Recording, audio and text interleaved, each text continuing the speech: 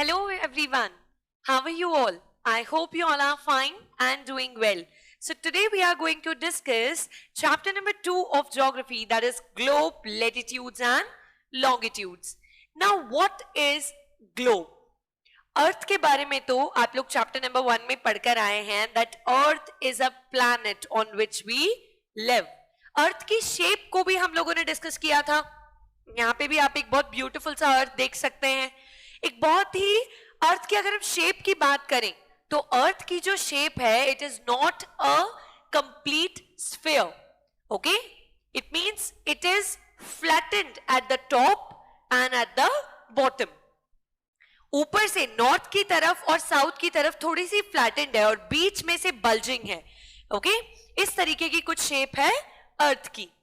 तो अब ये ग्लोब क्या है?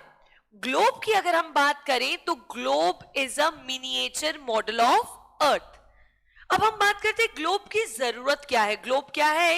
एक जैसे कि किसी सॉफ्ट कॉपी की हार्ड कॉपी होती है, उसी तरीके से अर्थ का अर्थ तो बहुत बड़ी है. हम अर्थ के हर एरिया को या स्पेस में जाके हर इंसान अर्थ को नहीं देख सकता. इसीलिए जिन्होंने अर्थ को बाहर से देखा है उन लोगों ने क्या किया, जिन लोगों ने स्पेस से अर्थ को देखा उन्होंने कुछ पिक्चर्स कैप्चर की और कुछ अपनी उन्होंने नोटिस जो भी उन्होंने किया था वो सब चीजें बताई.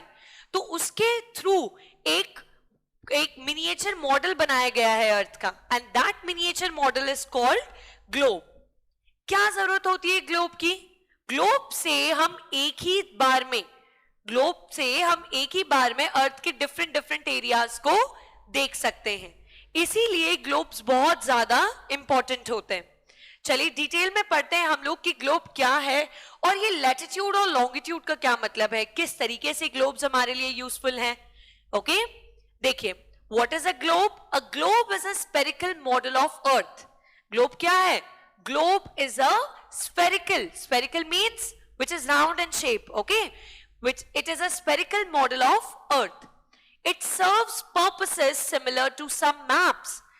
Map जब आप देखते हो तो आप उसे एक रेक्टेंगुलर या एक पेपर पे देखते हो, आप एक रेक्टेंगुलर शीट पे उसे देखते हो.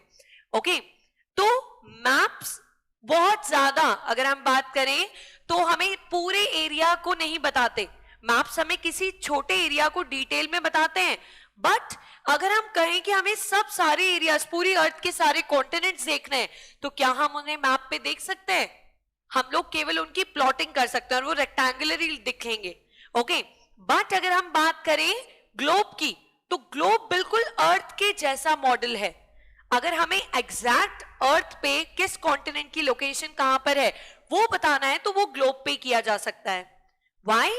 Because maps are on a plain paper, right? Maps इस तरीके से plain paper पे होते हैं, जबकि हमारी अर्थ इस तरीके से फ्लैट नहीं है. हमारी अर्थ की शेप क्या है? Earth is spherical in shape. Okay? So globe is a spherical model of earth और globe is a miniature model of earth. ये देखिए आप, ये होता है एक ग्लोब. ओके, इस तरीके से एक ग्लोब है, ये इसका स्टैंड है. ये ग्लोब है, ये इसका स्टैंड है और ये यहाँ पर अर्थ है.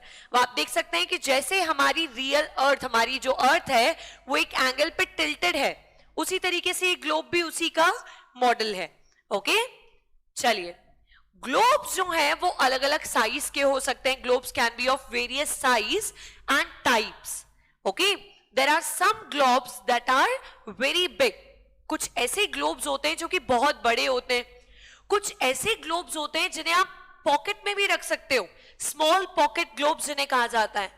And there are some globe like balloons, जैसे कि कुछ कार्टून कैरेक्टर्स वाले बलून्स आते हैं, अल्फाबेट वाले, हमारे जो इंग्लिश अल्फाबेट है, ठीक है, उसके डिफरेंट लेटर्स हो गए, उनके भी बलून्स आते हैं. तो उसी तरीके से कुछ ग्लोब लाइक बलून्स भी आते हैं. जो ग्लोब है it is not fixed and can be rotated in the same way as a top spin or a potter's wheel. Top spin मतलब एक लट्टू की तरह, जो लट्टू हम लोग चलाते हैं टॉप स्पिन, उसकी तरह, या फिर एक पॉटर जो मटके बनाने वाला जो कुम्हार होता है, ठीक है, उसकी तरह हम जैसे वो मटके को घुमाता है वैसे हम ग्लोब को भी घुमा सकते हैं. ग्लोब कोई स्टिल नहीं है, आप उसको इस तरीके से रोटेट कर सकते हो. ओके, ग्लोब पर सारी कंट्रीज, सारे कॉन्टिनेंट्स और सारे ओशंस उनकी करेक्ट साइज में दिखाए गए होते हैं। ऐसा नहीं है कि इसका मतलब कि India occupies an area of 3.28 million square kilometre, तो वो ग्लोब इतना बड़ा होगा और इतना इतना एरिया वो कैप्चर करेगा, नहीं।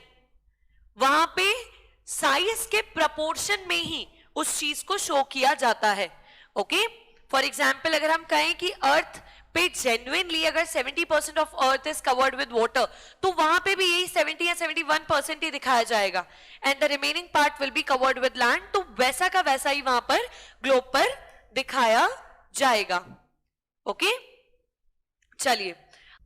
Okay, so a needle is fixed through the globe in a tilted manner. जैसे कि अभी मैंने आपको बताया कि अर्थ भी थोड़ी सी झुकी हुई है, टिल्टेड है एक तरफ, तो उसी तरीके से यहां पर एक नीडल फिक्स कर दी जाती है अंदर, ओके, जिससे कि ग्लोब उसके आसपास रोटेट कर सकता है। ठीक है, एक नीडल एक टिल्टेड मैनर में लगा दी जाती है ग्लोब के बीच में, and this is called axis. What is it called? Axis. ऐसा अर्थ पे भी एक्सिस कोई रियल लाइन नहीं है, बट ये एक इमेजिनरी लाइन है जो कि हमने इमेजिन किया हुआ है कि अर्थ इस एंगल पर झुकी हुई है। 2 points on the globe through which the needle passes. जिन 2 पॉइंट से नीडल पास होती है, देखिए कौन से 2 पॉइंट से नीडल पास हो रही है, एक तो ये और एक ये। ठीक है, ये देख सकते हैं आप, बाकी तो और हमें कहीं नीडल नहीं दिखाई देगी, यहां पे टॉप पे और यहां पर। तो इन्हें हम हमारे 2 पोल्स कहेंगे। क्या बोलेंगे? ऐसे 2 पॉइंट्स जहां से ये नीडल पास हो रही है उसे क्या बोलेंगे? Poles. As it is on the north, it will be called north pole, and as it is on the south it will be called the south pole. All right, chaliye. The globe can be moved around this needle from west to east just as the earth moves. क्योंकि globe अर्थ का ही एक model है, तो जिस तरीके से अर्थ waste to east rotate करती है इस तरीके से, ओके, वेस्ट टू ईस्ट, तो वैसे ही ग्लोब भी क्या होगा, इस तरीके से मूव कर पाएगा west to east. Okay, but there is a major difference. वो मेजर डिफरेंस क्या है आपको मार्क करना है, यहां पे समझना है आपको कि अर्थ जो है वो एक एक्सिस पे घूमती है। ठीक है, एक एक्सिस, जैसे कि एक एंगल पे झुकी हुई है अर्थ, तो उसका एक्सिस है, बट वो एक इमेजिनरी लाइन है, हमने बनाई हुई है वो लाइन हमारी कन्वीनियंस के अकॉर्डिंग। ऐसी कोई नीडल या ऐसी कोई लाइन अर्थ के बीच में से पास नहीं होती। ठीक है, ये केवल एक इमेजिनरी लाइन है, जबकि जो ग्लोब है वो किस लाइन के आसपास घूम रहा है? नीडल के अराउंड घूम रहा है, रोटेट कर रहा है। ओके, अगर हम दूसरी इमेजिनरी लाइन की बात करें ग्लोब पे, तो वो है इक्वेटर। क्या है वो? इक्वेटर। ये आप देख सकते हैं यहाँ पर, इक्वेटर एक ऐसी इमेजिनरी लाइन है, ये रियल में एग्जिस्ट नहीं करती, हम लोगों ने इसे बनाया है। ओके, ये एक ऐसी लाइन है which divides the earth into 2 parts. Okay, the northern part is called the northern hemisphere, ये आप देख सकते हैं, और ये जो पोल आपको दिख रहा है, ये नीडल का head, this will be called north pole. ठीक है, तो इस लाइन के ऊपर वाला जितना भी पार्ट होगा, इक्वेटर के ऊपर वाला नॉर्थ पार्ट पे जो भी होगा वो नॉर्दर्न हेमिस्फीयर, और इक्वेटर के नीचे वाला जो भी पार्ट होगा साउथ में, that will be called the southern hemisphere. Okay, वही चीज आपको यहां पर भी समझाई गई है। तो अर्थ के इक्वेटर की वजह से, equator is an imaginary line that divides the earth into almost 2 equal parts. Okay, and these 2 equal parts are called equal halves as well. Alright, ये जो इक्वेटर है, ये इक्वेटर कोई रियल लाइन नहीं है, it is an imaginary circular line. ये पूरी अर्थ पे है, ऐसा नहीं कि जितनी केवल हमें आगे आगे से दिखाई दे रही है, पूरी अर्थ पे है ये। Okay, and it is helpful and it is used to locate places on the earth. Okay, इसे यूज किया जाता है अर्थ पे डिफरेंट प्लेसेस को लोकेट करने के लिए। जितने भी पैरेलल सर्कल्स हैं, all the parallel circles that run from the equator or up to the poles are called the parallels of latitude. देखिए यहां पे हम लोग समझेंगे कि parallel of latitude क्या है। देखिए parallels of latitude, ये आप देखिए कि suppose this is earth, ये अर्थ है, ओके। अब ये हम कह रहे हैं कि इक्वेटर है, तो इक्वेटर के अलावा यहां से जितने भी ऐसे पैरेलल सर्कल्स जा रहे हैं, ठीक है, ऐसे जितने भी पैरेलल सर्कल्स यहां से जा रहे हैं, उन पैरेलल सर्कल्स को हम क्या बोलेंगे? All the parallel circles that are running from west to east are called parallels of latitudes. क्या बोलते हैं हम उन्हें लेटिट्यूड्स। ऐसे याद रखिए, लेटिट्यूड्स मतलब लेटी हुई लाइंस, ओके, हॉरिजॉन्टल लाइंस। सो ये जो लेटिट्यूड्स हैं इन्हें डिग्रीज में मेंशन किया जाता है, इन्हें डिग्रीज में ही मेजर किया जाता है। इक्वेटर जो है, अगर हम इक्वेटर की बात करें तो इक्वेटर कौन सी डिग्री ऑफ लैटिट्यूड है? The equator is at the zero. जैसे सपोज कीजिए ये इक्वेटर है हमारी, ओके, तो ये इक्वेटर 0 डिग्री पे होगी, 0 डिग्री लैटिट्यूड पे है, okay. Since the distance from the equator to either of the side is 1/4 of a circle round the earth, it will measure 1/4 of 360 degree, okay, 360 degrees, that is 90 degree, okay। इसका मतलब क्या हुआ कि क्योंकि ये जो डिस्टेंस है equator का, ये दोनों ही पोल्स से, ईदर ऑफ द पोल्स मतलब दोनों ही पोल्स से जो एक सर्कल बनाता है, ओके, वो 1/4 है। इसका मतलब कि जैसे हम ये पूरे की बात कर रहे हैं, ओके, यहां पे हम लोग पूरी अर्थ की जब बात कर रहे हैं, ये देखिए, ये हम कह रहे हैं कि this is equator, okay, this is 0 degree, this is 0 degree, all right, this is equator.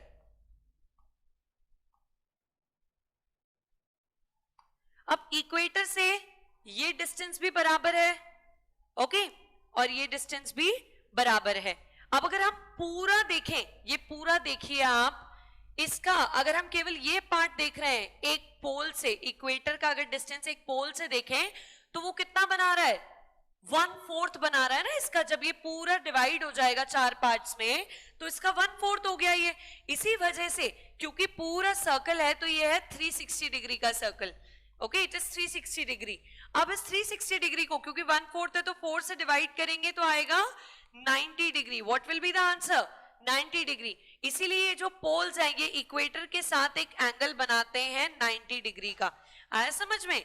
ये यहां पर भी 90 डिग्री, ओके, इसके अलावा ये यहां पर भी 90 डिग्री और यहां पर भी ये 90 डिग्री का एंगल बनाएंगे, ऑलराइट। यही चीज आपको यहां पर समझाई गई है कि जो 90 डिग्री का नॉर्थ लैटिट्यूड है वो क्या मार्क करता है? It marks the north pole, and the 90 degree south latitude it marks the south pole, alright. कि 90 डिग्री का जो यहाँ पे लैटिट्यूड होगा ये वाला, ये नॉर्थ पोल को मार्क करेगा, ओके, और ये जो 90 डिग्री का यहां पर लैटिट्यूड होगा वो साउथ पोल को मार्क करेगा, ऑलराइट। चलिए आगे बढ़ते हैं हम।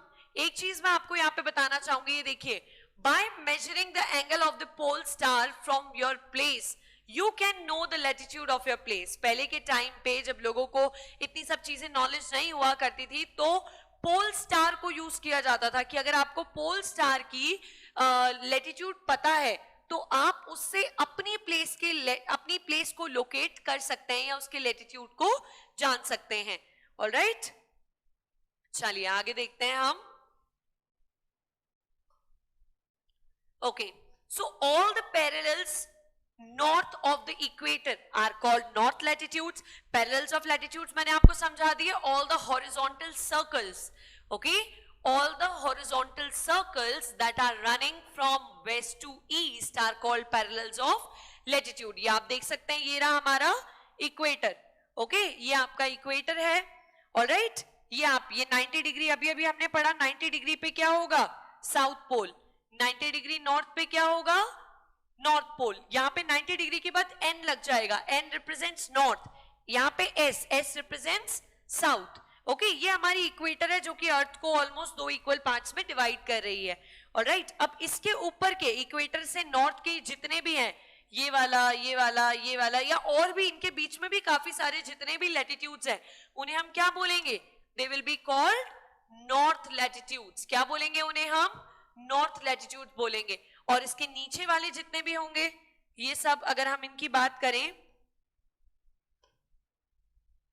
अगर हम इनकी बात करें तो ये सब क्या हो जाएंगे, ये सब कहलाएंगे साउथ लैटिट्यूड्स। क्या कहलाएंगे ये, साउथ लैटिट्यूड्स। ऊपर वाले नॉर्थ लैटिट्यूड्स और नीचे वाले साउथ लैटिट्यूड्स। ठीक है, इनकी जो वैल्यू होगी, इनकी जो भी डिग्री है, जैसे आप यहाँ देख सकते हैं 30 degree S, 60 degree S, 30 degree N, 60 degree N. तो यहाँ पे जो एन है that represents north and S represents south. Alright,